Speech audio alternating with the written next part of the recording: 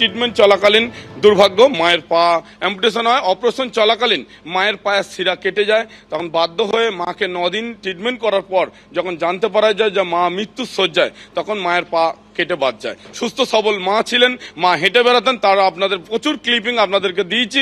সেখানে মায়ের সামান্য হাঁটু যন্ত্রণা, ভুল ট্রিটমেন্টের জন্য, ভুয়ো ডাক্তারের ভুয়ো ওষুধের জন্য আজকে মায়ের পা সারা জীবনের জন্য কেটে বাদ গেল।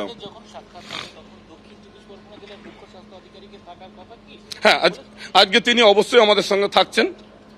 আজকে আপনারা তো অভিষেক ব্যানার্জি এবং সহ 11 জনের বিরুদ্ধে অভিযোগ করেছেন, কি দাবি তুলবেন স্বাস্থ্যমন্ত্রীর কাছে?